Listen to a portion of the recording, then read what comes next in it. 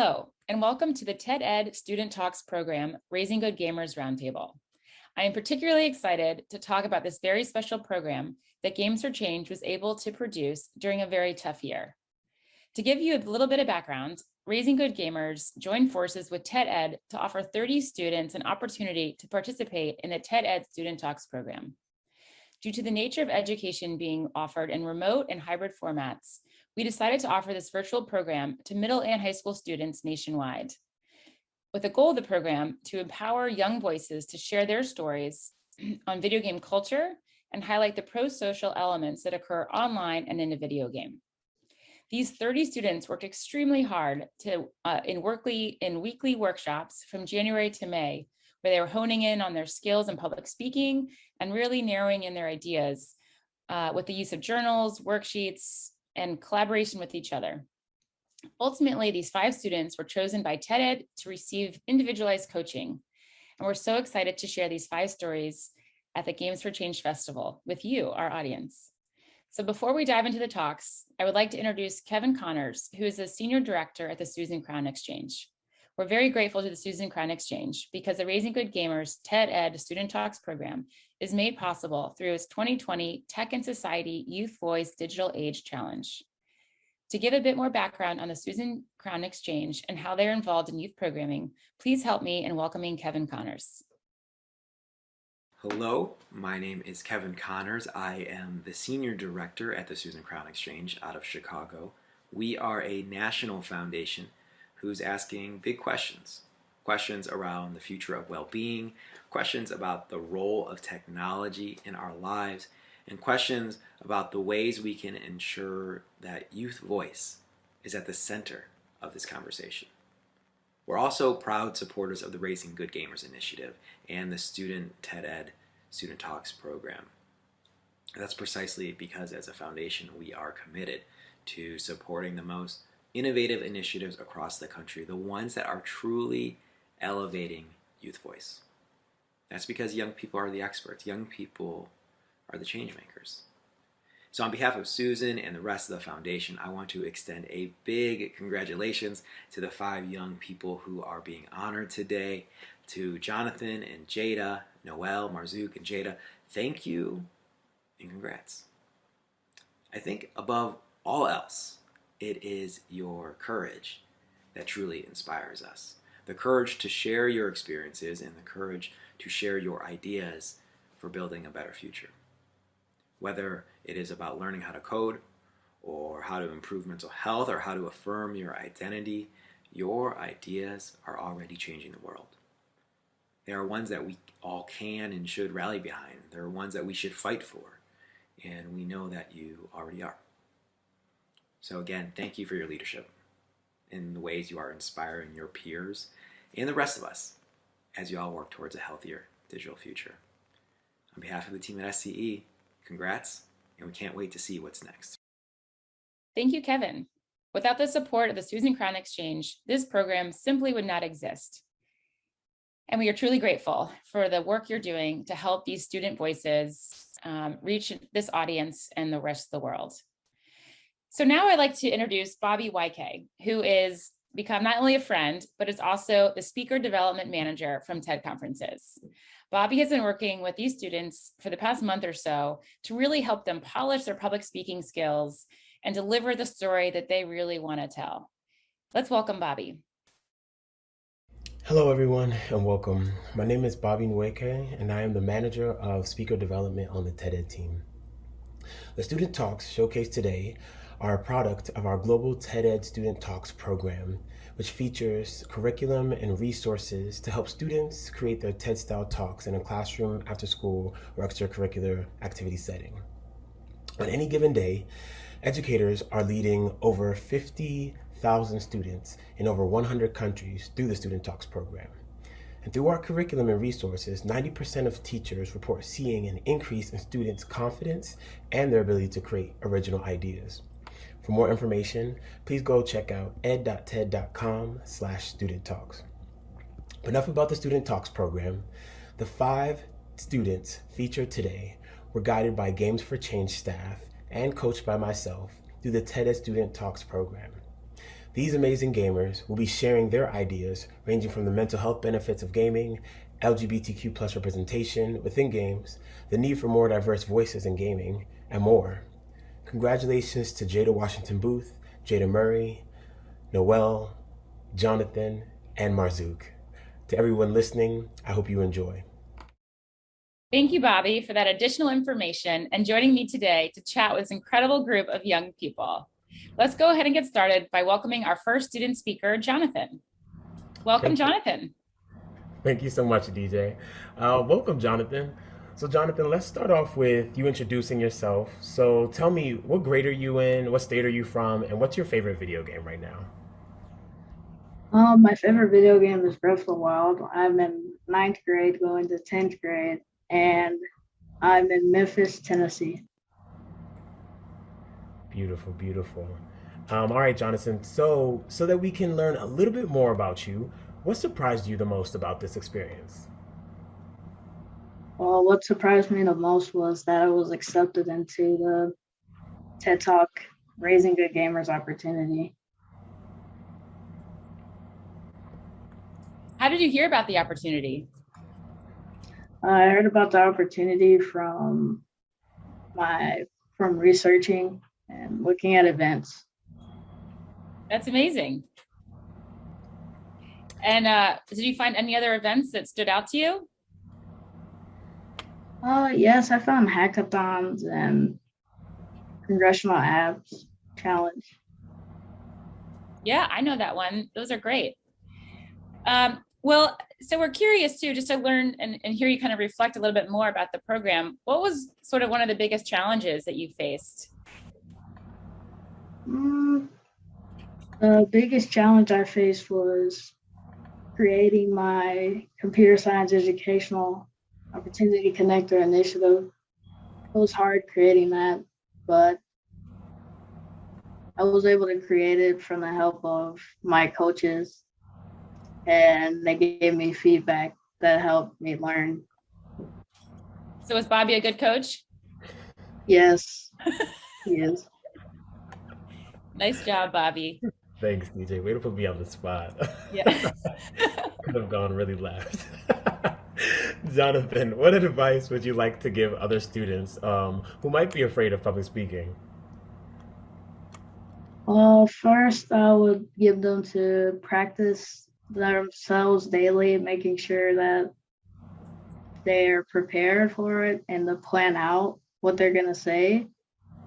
And also speak in front of people that you're comfortable with. And that's the advice. And not to be scared of public speaking, just speak. Are you scared right now? I'm nervous. Oh. Difference between nerves and fear. Can actually be a good thing, and everybody has nerves. Yeah, absolutely. I'm nervous a little right now. Not sure why. But without further ado, let's go ahead and jump in and watch your talk. When I was 7 years old, I was gifted my first personal handheld console. I remember being so excited and thrilled that I could finally play some of the fighting, adventure, and racing games that my peers played. One day my friend commented that my favorite character to play in a fighting and adventure game looks just like me. Jonathan, what is your favorite character? I responded, I do not know because none of the characters look like me. I began to wonder why there are so many characters that incorporate animals, but not people from all cultures. I mean, imagine you were playing a game and you cannot customize a character to look like you. Imagine you cannot change the character's skin color, eye color, hair, and dialect. I can't count how many games I played where I felt this feeling. So at age 9, I thought to myself, I want to make games and products where you can customize yourself to look the way you want. A game that adds culture and diversity. But I soon learned that I needed help to make this thought a reality. I realized I needed a CSELC, a computer science educational opportunity connector, is a person who is able to provide opportunities and connections to the gaming industry for diverse communities. I needed help, skills, resources, and knowledge so I could begin to code and formulate apps and video games. To bring my perspective to ensure that tech and gaming products incorporate important elements of culture and diversity. Today we need even more people who can provide opportunities and connections to the gaming industry for diverse communities. CSELCs serve as bridge builders and ambassadors for ensuring that all cultures have access to computer science educational resources, connectors, and opportunities. For the past 2 years, I have collaborated with Alsec St. Jude and Cochrane. Last year, my team with Alsec St. Jude formulated an interactive art app for patients and key stakeholders. Furthermore, I assisted Alsec St. Jude by formulating a Unity 3D software game for patients, donors, and key stakeholders. In addition, this year my team and I formulated an app entitled Walk in My Shoes, Raising Awareness and Change. My team and I won first place for the National Congressional District. Our app will be featured in Steve Cohen's weekly newsletter and displayed in the U.S. Capitol building and featured on the House of Representatives website. Though these were great experiences for me, we need more of these and even more students from diverse communities. Here are 3 ways you can become a CSEOC. First, believe that all individuals from all cultures can learn computer science and engineering and work towards providing computer science. According to the U.S. Census, Blacks and Hispanics are the fastest growing population in the country. However, in U.S. high schools, the Advanced Placement Exam in Computer Science has historically had only 13% of minority and ethnic groups. According to the Code.org, the fields of software computing and computer science are plagued by stark underrepresentation by race, gender, and ethnicity. Code.org also reports that this problem extends to some university programs in the software workplace, which depicts a similar lack of diversity. Second, advocate for computer science and coordinate resources. My parents are advocates and resource coordinators. When I was 9, my parents researched and enrolled me in courses for Scratch and Kano, a coding introduction course for kids of all ages. Once I completed the Scratch and Kano courses, I was captivated with coding and software development.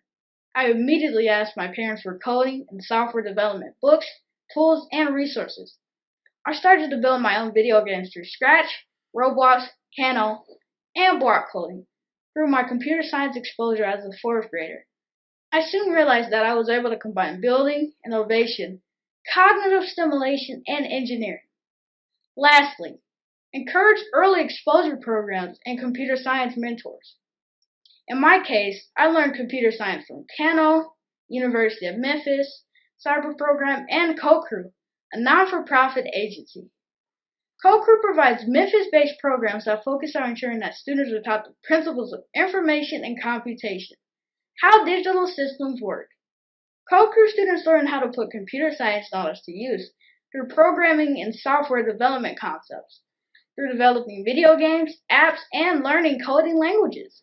Since May 2015, CoCrew has taught more than 2,000 students to code through their summer camps, after-school programs, in-school electives, and special events. Of the 500 kids CoCrew serves weekly, 91% are Black and Latino youth. 40% are girls who code. Overall, 89% of CoCrew students are more likely to study computer science. Once you become a CSELC, there are 4 major actions to compete in the computer science opportunities for diverse communities. First, advocate and ensure computer science curriculums and programs fundings are provided to schools and organizations that serve diversified populations and communities. Second, establish computer science software and engineering resources in more regions where there are underrepresented populations and diverse groups. Third, formulate community science and school programs to teach students to develop and build games, apps, STEM, and devices in ETC. And finally, computer science educational opportunity connecting forum sites and networks in your communities. Because of CSELCs in my life, I am only 14 years old and have achieved so much due to positive, impactful connectors. It is my goal to ensure that educational computer science connectors and opportunities in many underserved populations, community schools, and businesses around the world. Will you join me and become a CSELC? Hi, Jada. Welcome to our exciting discussion that we're having today. Let's start off by having you introduce yourself and let us know what grade you're in, what state you're from, and your favorite video game. My name is Jada. I'm from South Florida. My favorite game to play is Rocket League. Rocket League is fun. Rocket. I'm a fan too. I'm gonna have to check that out. I haven't heard of it yet or played it. But Jada, I would like to learn a little bit more about you. So can you tell us what surprised you the most about this experience? Something that surprised me the most during this experience was meeting people with similar backgrounds, including like they like to code and play games, or also they enjoyed robotics too, as well as me. I love it. I'm so glad we could bring such a special group of people together for this program. So could you tell us what some of the biggest challenges were that you faced? Some of the biggest challenges that I faced were stuttering. When I was making my presentation, I would always stutter either because I was tired or exhaustion while reading the script. And the way I kind of overcame it was by repracticing the script and just reviewing it over and over again until it became better over time. That's great. Can you do it now without even looking at a script? No, I still have to look at it because I'd forget it. But I mean, I don't stutter as much while reading it. Yeah. I can testify to that. She definitely does not stutter. So Jada, can you tell us what advice would you give to other students who are afraid of public speaking? Well, they could start out with a small crowd and progress into bigger ones if they're afraid of big crowds, and they can, I guess they can practice in front of their friends, people that they're more comfortable around. I like that. I like that. Good responses. Good job. And my surprise questions, because I think they're fun. No pressure. But I'm curious, what was your parents' reaction to you being in this program and having the opportunity to kind of share this a big idea with the world? They freaked out about it. They were really excited for me, and they encouraged me and pushed me to do better. That's wonderful. You sounds like you have great parents. Okay, well, I think without further ado, let's go ahead and watch your talk. Hey everybody, my name is Jada. I'm your typical outgoing teenager who loves many things: soccer, fashion, chess, and of course gaming. But when the pandemic took so much away from me, including outdoor sports, in-person school instruction, face-to-face chess tournaments, it was gaming that brought me back to being myself mentally and emotionally again. I know most parents think that video games are bad, that they'll turn your brain to mush, but I'm here to tell you that that's not true. Gaming actually supports a more balanced mental health for students by alleviating anxiety and depression, increasing socialization skills, and enhancing learning. December 2020, I remember it like it was yesterday. Feeling lonely, stressed out, isolated, and a bit anxious about what was happening in my world.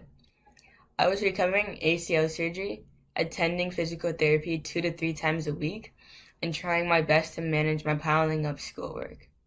For months, I studied in my room alone, away from peers, and I was already bored out with the routine of virtual school. Mentally, I was shutting down. Then it happened. An after-school Zoom event from Broward's STEM coach, Mr. Eric, shared the benefits of esports. I immediately asked my mother for her laptop to download Rocket League. As I began to play, the anxiety and stress left my body, and happiness hit my heart and my mind. That's right, happiness. Listen up. According to the University of Oxford, 30 minutes a day on video games alleviates depression and anxiety. Another scholar blog entitled Each Mind Matters stated that gaming positively affects aging experiences and alleviates depression. Time spent playing a game can be an activity that relates positively to people's mental health. Why not break up the day by playing a video game for 30 minutes? Doing this lowered my anxiety and stress and increased my overall mental health. I was able to finish up my schoolwork with a positive attitude. Equally important, gaming helps with socialization skills. Video games actually help with socialization skills. As the world shifted to a more virtual landscape, it is now more than important than ever that our socialization happens in the virtual world too. How can this counter isolation for students suffering with anxiety in the pandemic? By joining safe and regularly monitored virtual social communities such as esports and Minecraft. Now, don't get it twisted. My mom is the type to check everyone out before I join. Once I got her approval, it was on. For me, gaming encouraged cooperation, helping others, and quick decision-making skills. I made a few friends both locally and internationally since the pandemic, something I thought would never happen so easily. I built trust with my teammates, learned how to deal with rejection, which brought up my resiliency to dealing with my ACL surgery, and a rigorous course load. Now to all you parents out here, this one is for you. Gaming helps with developing learning skills. Yep, I said it. The way you learn and think. A study by the University of Rochester argued that gamers excel at many things because they become better learners.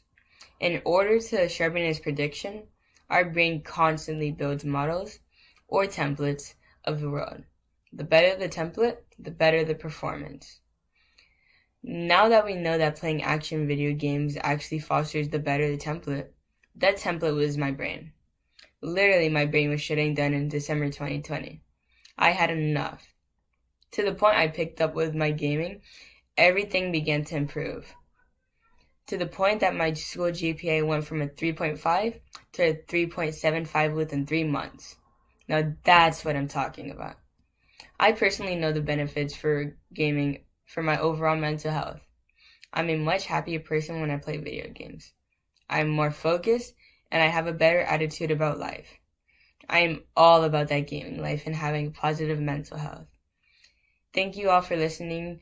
This is Jada signing off for my first TED Ed Talk. Game on and keep your mind free. All right, welcome, Noel. Thank you for joining us. So let's start off with you introducing yourself. So can you tell me what grade are you in, what state are you from, and what's your favorite video game right now? Hi, I'm Noelle. I'm going into junior year of high school. I'm from Ohio, and I think my favorite video game would probably be Mario Kart. Yes. Another one Bobby knows. Yes, another game. Noelle already knows this about me. She knows my gaming library is very limited. So thank you, Mario Kart. She knows that that's one of my, see, I see you. Oh, good, Mario Kart. So, Noelle, let's learn, well, we want to learn a little bit more about you. So, can you talk to me about what surprised you the most about this entire experience? I think going into it, I definitely thought that one of the most important things that I would take away from it was, I don't know, improving my writing skills and speaking skills and things like that. But in reality, I think the most valuable part of it was, I don't know, being able to build a community with people I wouldn't have been able to meet otherwise, and people that had ideas that I didn't even think of. And so when I thought that I was there just for my ideas and things like that, I really walked away with the ideas of others and how that could impact my life. I love that. Thank Beautiful. you. I love it too. And so what was sort of the hardest part of the program or the biggest challenge that you faced? For me, the biggest challenge is definitely trying to be the most vulnerable and honest with myself and the audience. Because I think for a lot of us, at least for me, when I step on stage, sometimes I feel like I have to present like this perfected or idealized version of myself just to impress the audience. When in reality, sorry, they're there just to hear what you have to say, and they want to hear a human experience and a story that they might not have heard of before, or at least one that they can learn from. And that's only going to be there if you're as open as possible. So that was the biggest challenge, but I also learned to overcome that eventually. And in reality, it was a much more fun experience when I was able to be open.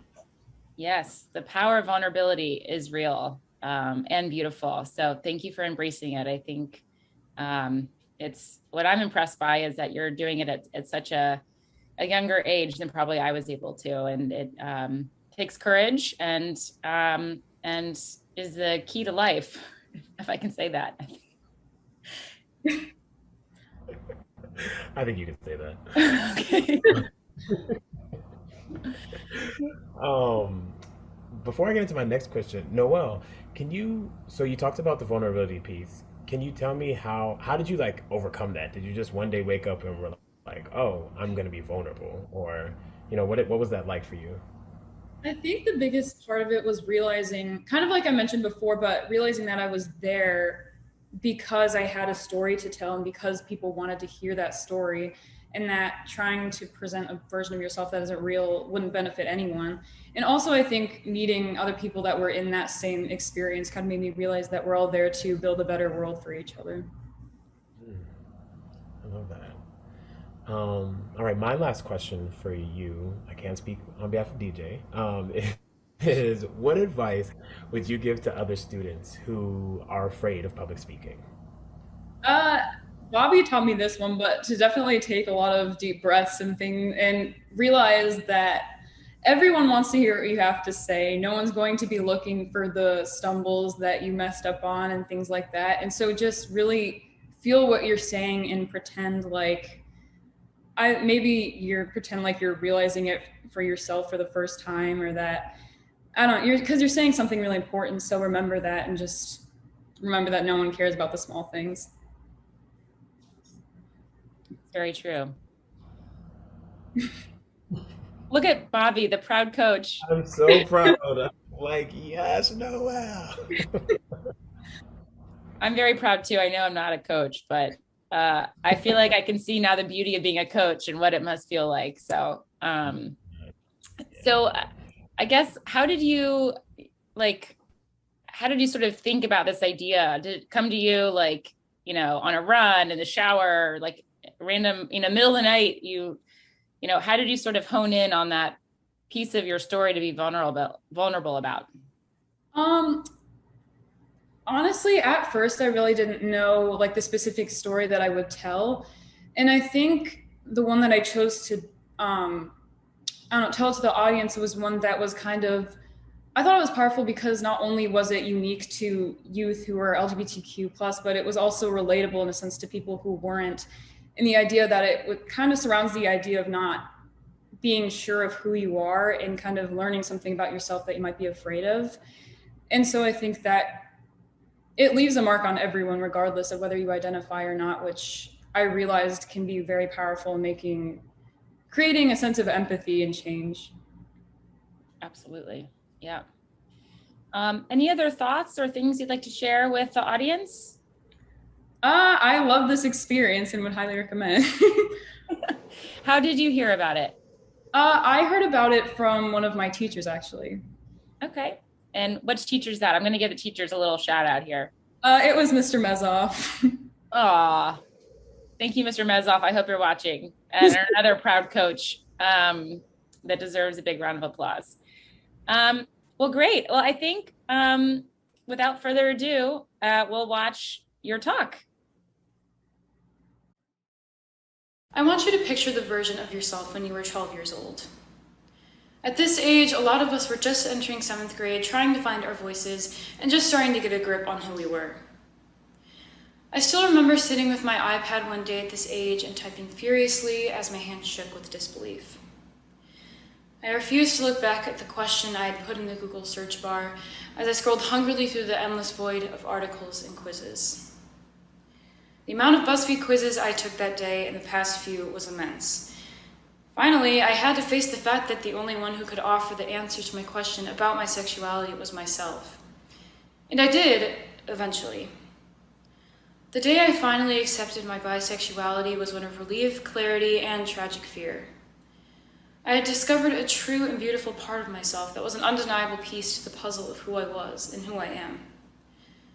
At age 12, though, I immediately sought validation from the things that brought me joy, like movies, books, and video games.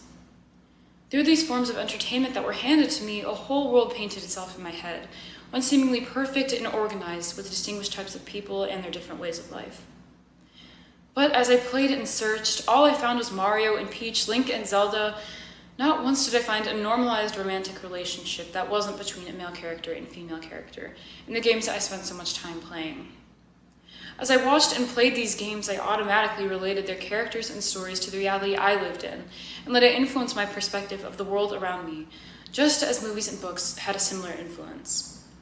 It was only a matter of time before I fell into the trap of the harmful question, is there something wrong with me, and am I broken? I quickly found that I wasn't alone. Without LGBTQ+ representation in video games, other young people had begun to question the validity of their identity as well. This representation in gaming is crucial and incredibly influential in helping queer youth understand that their identity is valid and never a part of themselves to feel ashamed of. I had sent out a survey to students ranging from ages 14 to 22 and a couple of educators who identify as part of the LGBTQ+ community. I asked them questions such as, why does queer representation matter to you, and where have you seen the most representation? Along with a few others pertaining to their identity and also their passion for video games if they had one. Quite honestly, I was blown away by the openness and sincerity that came with each response. We all knew what it felt like to feel lost in our identity. As I read these responses, one answer that stood out to me came from one of the youngest surveys, and wrote, "Not seeing more representation has made me feel wrong at times, like I almost shouldn't exist." As I read on, more and more of these individuals admitted to feeling weird and hurt when they couldn't see themselves represented, while on the other hand, they said they felt seen and welcome into the world when they could. For some, they even expressed that this representation was the biggest factor in finding their self-acceptance, as celebrities and characters on screen were the only queer role models available to them. When asked where they find the most representation, the responses overwhelmingly included books, movies, and even music. But where are video games? Just a few years ago, Games Radar Plus's Sam Gear went on an online expedition to discover how many games she could find featuring queer characters. Out of the more than 1 million games that exist in the world, her count came out to 179. Out of that 179, only 83 had queer characters that were playable. And out of that 83, only 8 have a default main character who identifies as queer. 8. It is no surprise that not a single survey mentioned mainstream video games as a source of representation. There are close to none. The industry heavily lacks games including characters with identities reflecting this community, a community that in reality makes up more than 10% of gamers, according to a Nielsen study. Another major issue in this discussion is the way in which LGBTQ+ identities and relationships are presented. A strong example of this is the all-too-common optional representation. Take the new upcoming game Hogwarts Legacy, for example. It has been announced that it will include transgender characters. This is great. However, as we look closer, this representation is only a part of the game if the gamer chooses to create a transgender main character. In other words, though it is a noteworthy step in the right direction to include this option, it is still completely up to the gamer to put in the work. Another example of this can be found in games such as The Witcher 3 Wild Hunt, where queer characters such as the Hunter are included, but only if the gamer chooses a specific path of conversation in the storyline. Again, this inclusion is of course an incredibly important step, but the lack of default representation as a whole in gaming leads to a dangerous effect called symbolic annihilation. Symbolic annihilation can be defined as the underrepresentation of a group that directly contributes to the maintaining of social inequality. Without the representation of minority groups, including LGBTQ+ identities, games easily contribute to a gamer's perception of their society and the people that live within it, and make it dangerously inaccurate. We simply cannot continue to leave out or hide these identities in the games we play if we wish to promote empathy, equity, and equality in the real world. Let's look back at the survey I talked about a little earlier. When asked why video games are important to them, many surveys said gaming offer a way to connect with their friends or team, meet new people, or just to release and have fun. We now know that games can have an even larger impact as well. When asked if they believed the inclusion of more LGBTQ+ identities in video games would be beneficial for queer youth as another opportunity to see themselves represented, 100% answered yes. The inclusion of more of these characters promotes self-acceptance and confidence in queer youth, helping them to reach the important realization that their identity will always be valid and one to embrace. I have watched my queer friends point at these rare characters in video games and celebrate not only the chance to see someone similar, but to see themselves. an experience that encourages queer youth to celebrate this aspect of their identity as they cheer for admired and relatable characters on screen. This change is possible. If you are a game developer or simply enjoy creating and coding, I strongly encourage you to consider including more characters of minority groups such as the LGBTQ+ community into your work, specifically as default main characters. If you're not so strong with computer science or simply have other interests, I suggest you support this change through directing your money and voice. Talk to your friends, talk to your family, express your support on social media. If able, be sure to purchase any fun games that feature queer characters. We have the undeniable power to shift the industry through the games we purchase, and as human beings have the undeniable power to educate the minds around us by spreading awareness on the issue. With our combined efforts, we can finally create a gaming industry and culture that promotes a truer reflection of who we are, one that allows us to see ourselves not only in another virtual world, but in our own reality and human experience. Welcome, Marzouk. Thank you for joining us today. Let's start off with you introducing yourself. So can you tell me, first of all, what grade you're in, where you're calling in from, and what is your favorite video game? Yeah. So my name is Marzouk Mazid. Right now I'm in summer right now, but I'm going to be entering my junior year when summer ends. And I'd have to say that my favorite game would be FIFA. It's like a soccer game. I grew up playing this game.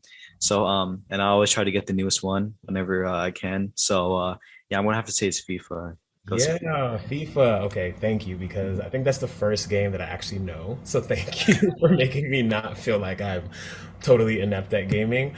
So we would love to learn a little bit more about you. Can you tell me, Marzouk, throughout this whole experience, what do you think was maybe the most surprising? Like, what surprised you the most about this experience? Yeah. So I'd have to say that definitely the most surprising was when I realized that I was a finalist.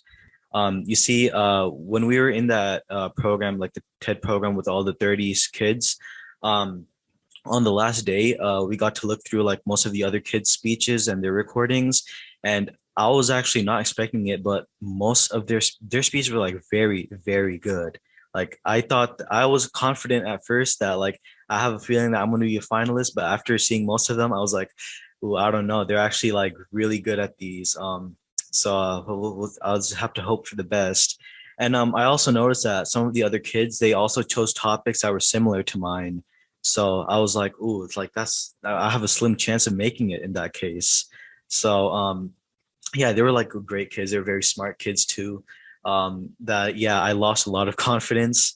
But and then when I finally received that email from Marissa Hartz, I was actually like I was so like relieved after seeing it. I was like so happy about it because when I the thing is that my parents used to like they too were really happy with it. Like they were excited hearing that I was going to be in this program, and but I actually never knew that like only 5 students were going to be selected. I thought that all students were going to be. So I was like well, I have to like actually try a lot harder now just to make it in the top five. And I was like, if I don't become a finalist, that's going to be quite unfortunate for me because I was actually looking forward to like seeing like the experience of actually like bringing on this TED Talk like a lot more like forward, and maybe like showcase like all the stuff that I've been working on because that's what I tried to incorporate into my speech. So yeah, when I got that email, I was like over my head. I was so happy about it. So that was definitely the most surprising thing I'd have to say. All right, well, without further ado, let's go ahead and watch Marzouk's talk. What is the first thing that comes to mind when you think of computer science? You may think of programming software, coding in a variety of languages, working with cybersecurity and artificial intelligence, and so much more. We incorporate factors of computer science into our daily lives without fully realizing it. And because there are many people who have careers specialized in the computer science field, we may think that there are loads of access, interests, and opportunities in the subject. However, that's not the case. Research shows that computer science is a dying subject in many schools. So we need to get kids more excited about computer science. And the best way to do that is through video games. Computer science as a subject is heavily underrated and underutilized in schools. In a study conducted in 2011, research shows that out of the 42,000 schools in the United States, only 2,100 schools are certified to teach computer science courses. That's 5% of schools. And out of the 16.7 million high school students in the US, only 21,139 students were taking the APCS exam, which is much lower compared to most of the other AP subjects. I'm curious why many schools are not teaching computer science, considering that it is a very popular subject in many colleges. It even includes Ivy League universities. For example, computer science at Harvard is one of the more popular majors at 7.8% of the student population. At Brown University, it's at the top of the chart with 8.8% of students. For Stanford University, it's at an impressive 17.4%. And at MIT, it's at a whopping 30.6%. Which is pretty obvious that computer science is a highly recognized and sought after field at many colleges. This is why students should have the ability to get a head start on the subject in high school. However, it's not enough that we create computer science courses at more schools. Yes, we must do that, but we must also create CS courses that will excite students. At my school, my teachers have considered combining computer science classes with video game design courses. And I have proof that this method works, because video games are actually how I came into coding and computer science. When I was around 12 years old, my dad took me and my family over to his friend's house just to hang out. While we were there, my dad's friend mentioned that his son just finished learning Python coding. At that time, I had no knowledge of Python. I didn't even know what coding was, to be honest. When I kept hearing Python come up in the conversation, I was so confused with why my dad was so impressed with this obsession with what I thought was just a big snake. Obviously, I finally caught on. As we were leaving, however, my dad started to criticize me, mentioning that this child was my age and had already learned multiple coding languages, while I knew nothing related to coding. He claimed that I was just wasting my free time. I think it goes without saying, but my dad convinced me to take part in learning coding, starting with Python, and I agreed. He ordered a textbook for me to learn from and introduced me to an application where I can practice my Python code. From there, I started learning the basics. Everything was going great for about 2 days. Then I found it confusing and almost wanted to give up. My dad noticed my lack of motivation and signed me up for an online coding class known as Code Wizards. Through Code Wizards, I learned Python code by coding games. This raised my interest in coding and I needed more. Today, I've finished learning a good number of coding languages. It was at this moment I realized that students tend to learn better if you make the subject more enjoyable by relating it to their interests. So, since I enjoyed video games, I had no difficulty learning to code since we were learning by making games. This concept doesn't relate to just coding, but nearly all components of computer science. Right now, many companies are investing in educational opportunities to reach youth and teach them coding. One company in particular that is doing this is Unity, a game engine that revolves around C++, C#, Java, and more. This summer, I enrolled myself into a video game design course hosted by the University of Texas, and we use Unity to make simple 2D games. We even learned to use C# in order to program for our game to work. Now, I'm sure we've all heard of Minecraft. Well, Minecraft released a Minecraft Hour of Code, a version known as an Education Edition, which can be utilized by students. I personally have tried out the Hour of Code, and I did the AI version. It teaches you about the fundamentals of artificial intelligence. In this case, they teach you to program a little robot so that it can help with solving some of the issues going on in the village. There are even some games that focus specifically on factors of computer science. For example, games like Minecraft or Rocket League are strong for their AI. Now, imagine what classrooms would look like if companies integrated educational opportunities to teach CS skills. I imagine classrooms full of students playing video games, wondering what they did to get the right to play games and code during school hours. These are the types of opportunities that students are hungry for and would garner excitement amongst my peers. Now, I'm not just telling you about the solution I want us to make, but I'm also trying to lead by example. Me, my STEM teachers, and a couple of my classmates are teaming up to develop a video game about astronomy. This game will specifically focus on the debris in space, because debris and space junk is a huge issue for our Earth's surroundings. A study by NASA estimated nearly 500,000 pieces of debris in space, and over the past years, there are multiple incidents of space vehicles, such as satellites and rockets, being damaged by the debris flying around. So for this reason, my team decided to apply this issue for our project. Getting students excited about computer science isn't just about video games or coding. It's about our collective future and the expansion of technology and information. Cryptocurrency, electric cars, deeper expeditions through space. These are all things happening right now that have to do with computer science. Our world is becoming more complex, and we need students who will become leaders to understand computer science and tackle those complex challenges with innovative solutions. We need to get students excited about computer science because our future depends on the next generation of diverse leaders. So, to help out with the next generation, you can consider enrolling yourself into a computer science course if your school teaches any. If not, you can learn through any of the amazing courses online. If you're graduating high school and you're not sure about which pathway to accept, then perhaps give computer science a try. Because not only will you have a big impact on the future of the next generation, but you'll also get bragging rights for it. Thank you. All right, welcome, Jada. We have two Jadas. So in no particular order, Jada, let's just have you introduce yourself to the audience and tell us what grade you're in, what state you're from, and what your favorite game is. Sure. So, hello, nice to meet everybody. My name is Jada Murray. I am going into the 12th grade this year. Finally about to leave the nest. It's an interesting experience. I am from Memphis, Tennessee, and my favorite video game is Kingdom Hearts. Leaving the nest, you still got a year though. A year can be a long time. Oh, ready to leave the nest. I get that. Feels like yesterday I was just there, but it wasn't. So Jada, we would love to learn a little bit more about you. So can you tell us what surprised you the most about this entire experience? I think what surprised me the most is that I was expecting it to be a little bit more formal, but I was really surprised by how chill the atmosphere was and how engaged everybody was with each other. At the very beginning, they kind of had us set up sort of like a culture that we wanted to hold each other accountable to. And I really enjoyed that. I think that all of the rest of the kids enjoyed that as well. So it was really fun. Great. What was the biggest challenge that you faced? I think the biggest challenge for me was figuring out how to intertwine all of my stories and experiences together because I have a lot. I've lived, 17 years of life. So trying to figure out how to best articulate those messages instead of a way that I wanted to get the audience to understand, I think was the hardest bit for me.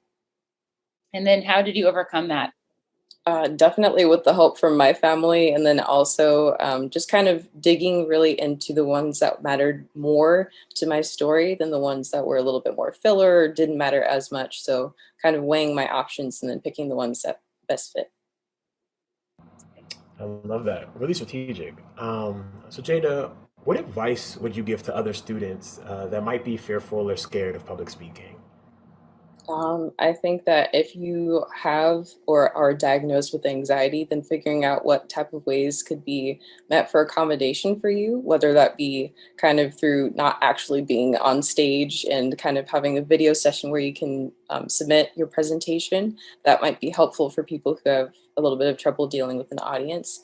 But if you just are a little bit timid about going into it, then I just say go for it. I mean, there's really nothing to lose in that you are the one who's telling your story, and it is your story to tell. So, having confidence in that, I think would be it. Yeah, confidence is key. Not always easy, but is good. So I'm trying to think if I have any wildcard questions. I guess what was the most fun you had in all of it? I think probably getting to know the kids outside of TED was a lot of fun. We all made like little group chats where we could talk. And I got to know one of the TED Ed people who I'm supposed to be meeting up sometime in July, actually, because he lives somewhere near where I live. So I was like, you know what, this would be great. I have friends now, to be able to hang out with outside of something, which is super rare sometimes. So I think it was a lot of fun. Yeah, wonderful. Any other just reflections or thoughts that you'd like to share with the audience today? None that come off the top of my head, but I hope that people are able to take some great notes from all of the talks that you're going to listen to today and hopefully have some good questions for us as well. Absolutely. Great time to also plug that there will be a Q&A portion after this session, so feel free to come and join us and interact with these amazing humans and young voices. I think we're ready to just jump in and watch your talk.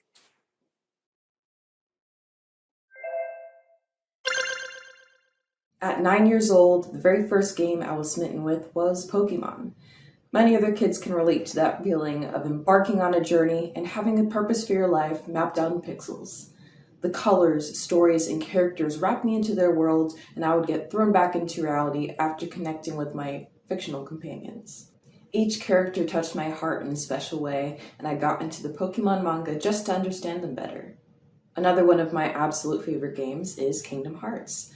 You see, the Kingdom Hearts story is quite complicated, but I realized just this year that it was screaming a message to me that said, you deserve to be your own person.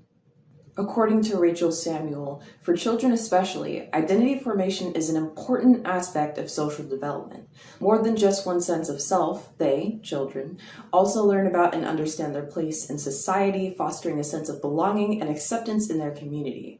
At first, this is true for me, but over time, the games that began releasing didn't hold my growing vision and values of the world.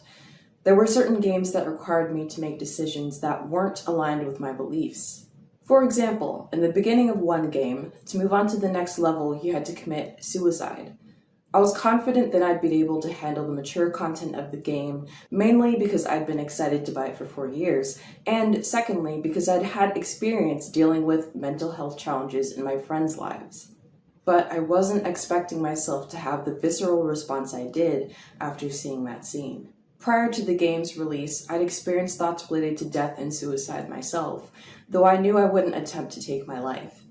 Thankfully, I was able to steadily get out of my thought pattern with the help of my friends, family, and God.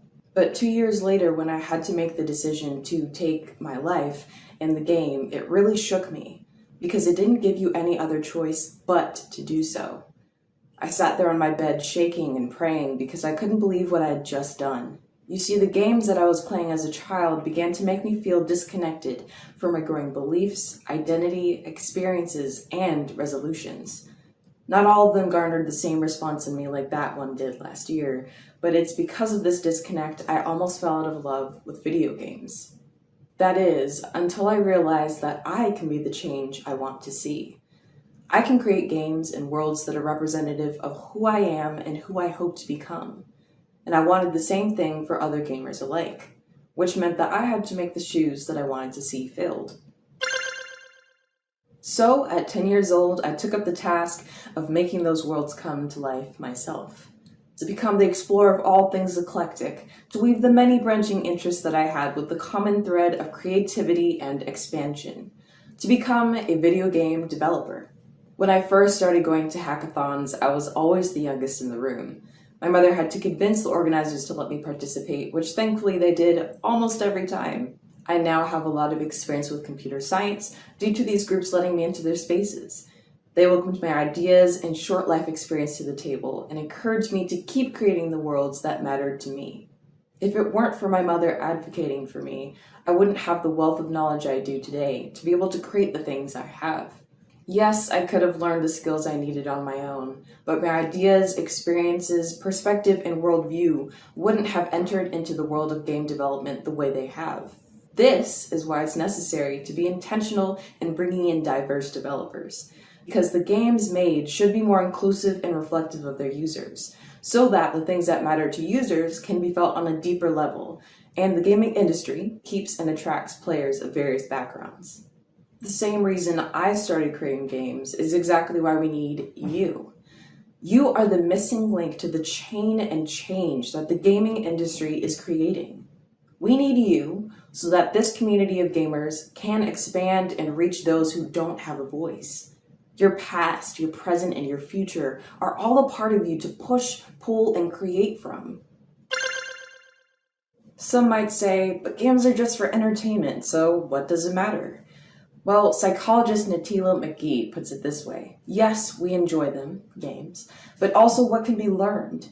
If we're thinking about how it impacts mental health, how we behave, how we perceive things, how we're consuming something, games can even change what we're desensitized to. Even the super popular games are changing and shaping how we think, feel, and behave towards other people too. The idea that games allow you to reset over and over again so you can make new decisions and learn from old ones is revolutionary for teaching purposes. In these virtual worlds, you're allowed to fix a mistake in ways you never can in real life. Think of the real-world applications this can have. Already many fields are using simulators or VR for training, such as NASA, policing, and PTSD therapy with veterans. But imagine if games were widely used for learning anything. The games I've been creating are centered around learning through video games. One game I helped create with my sister and our friend Jonathan Sherrill is called A Walk in My Shoes. It's a game about choices, empathy, representation, confronting bias, and real-life experiences. It's a game inspired by the death of George Floyd.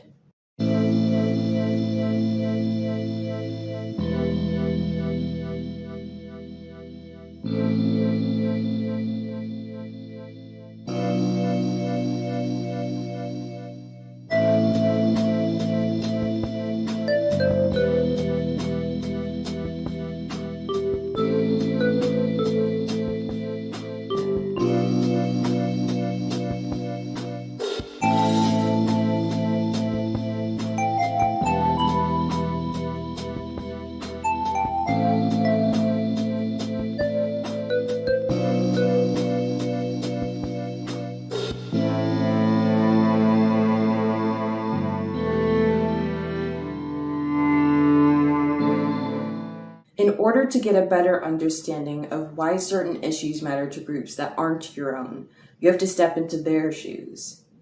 You have to fight back whatever preconceptions you have about them and listen. But with games, it has a layer to conversation that you can't experience in real life, which is experiencing the issues these groups face, at least a little bit. The reason games are such an effective medium for change is just because of how immersive and interactive they are. As Jamie Madigan of Psychology Today put it, for a game to meet these criteria means that it has good spatial presence and a rich environment for the player to engage with.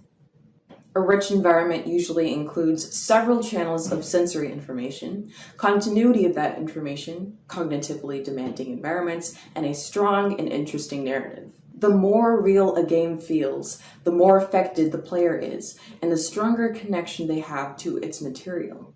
You being a part of the gaming industry means that the reach of the things that matter to you can be felt on a deeper level for people. It doesn't have to be as upfront as my team's game was. It can be the subtle wording of a sentence that ends up resonating with your player. It can help propel this world's future, both for those who want to create games and consume the content. Orson Swett Martin once said, "We make the world we live in and shape our own environment." Just like growing old with one's partner, I'm not the exact same person I was when I first started playing Pokemon Red. Because change happens to this world and to us, the spaces and things we love have to change with us. That's why I'm imploring you to take a step into the worlds you love, take a look around and see what's missing, because you can change it. I challenge you to make, mold, and meld new frontiers, to create worlds. Because games should be more reflective of their users and their users' experiences. This is a journey all of us have to realize that we can take. If you'd like some resources on where to get started in the process to entering the gaming industry, here are some helpful links. But before you dive into this world and start your new mission, I have one last thing to say that I learned from The Legend of Zelda. It's dangerous to go alone, so take this. The gaming industry has the opportunity not just to entertain the world, but to change it. And you can be the change, and you won't lose if you do. Well, I hope you all enjoyed these beautiful voices. And I'm truly grateful for the work that all these students did to be vulnerable and to share with us their thoughts and their ideas with you. As a parent myself, I know how important family is and how beautiful young voices are and how much the world needs to hear them. So I want to just give these a huge round of applause to these brave and amazing humans. Virtual applause. I don't think people are snapping or chatting, but huge thumbs up and appreciation for the time and effort that went into this program. I know it took a lot of guts to do, and I honestly don't know if at that age I could have done it myself. So a lot of respect for the families that supported these kiddos and these students, and for being a part of the TED community and the Games for Change community. We will be having a Q&A session, so please join us.